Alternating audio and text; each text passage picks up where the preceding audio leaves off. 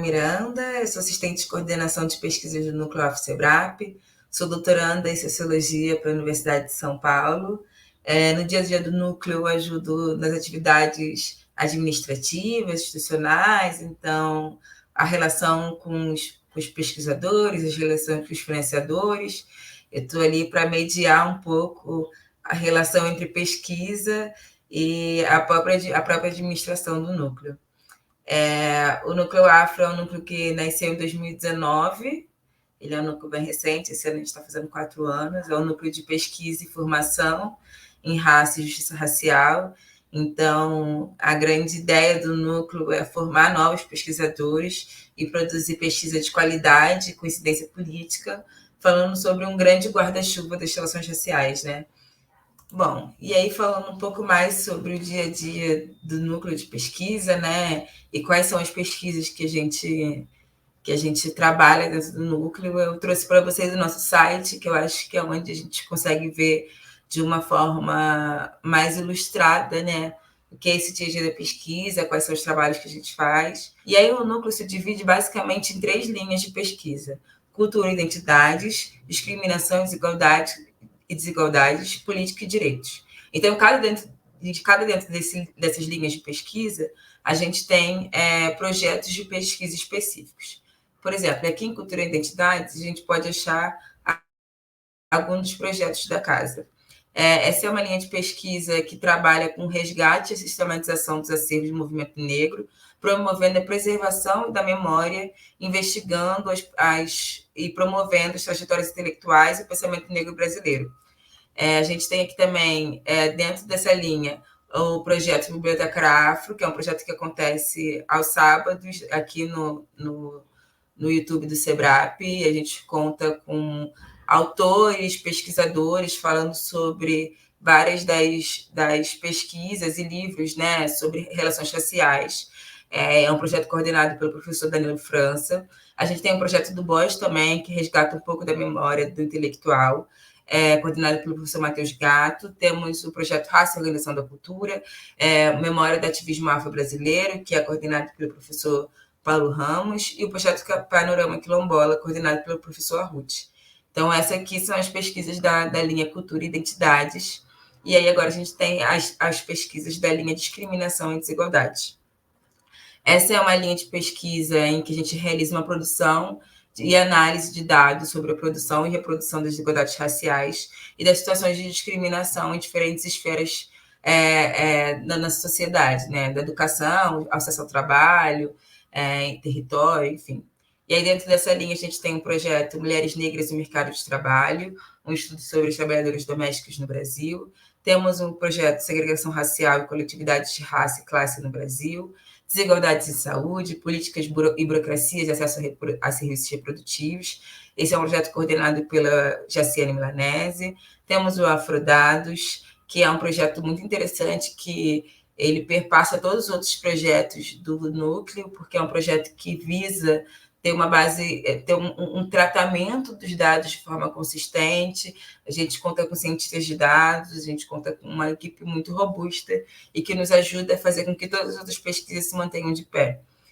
Temos o projeto também Desigualdades Raciais e Primeira Infância, o OBAP, Observatório de Ações Afirmativas na Pós-Graduação, que é um dos projetos que a gente também tem muita felicidade de dizer que é um projeto que tem um grande incentivo, né? Um grande apoio a decisões de políticas públicas no Brasil. Temos o projeto de Desigualdades Raciais e Covid, que foi um dos primeiros projetos do núcleo, que é um núcleo que nasce também em meio à pandemia. Então, os boletins que o núcleo fez para esse projeto foram de tamanha importância para entender as desigualdades raciais dentro desse contexto de pandemia.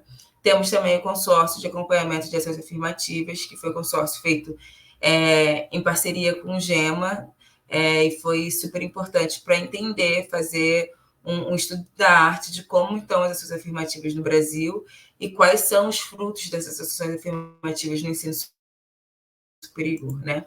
E aí, por último, temos a linha de pesquisa Políticas e Direitos, que é uma linha de pesquisa que conta com eixos de atuação do direito e antirracismo e a aplicação das leis antirracistas, como ensino de história e cultura afro-brasileira e afro-indígena nas escolas, enfim.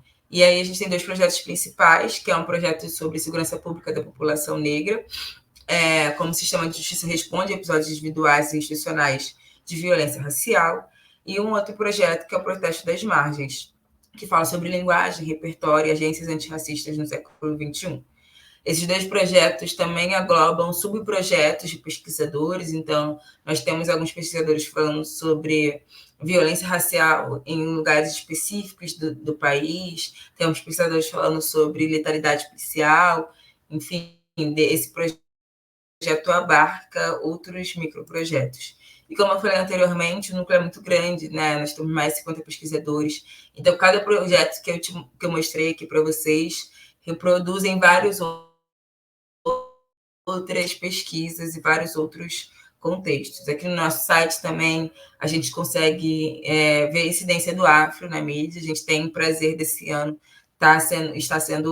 ter sido convidado para ser parte de uma força-tarefa do G20, né, no T20, falando sobre o combate à discriminação e desigualdades raciais e étnicas.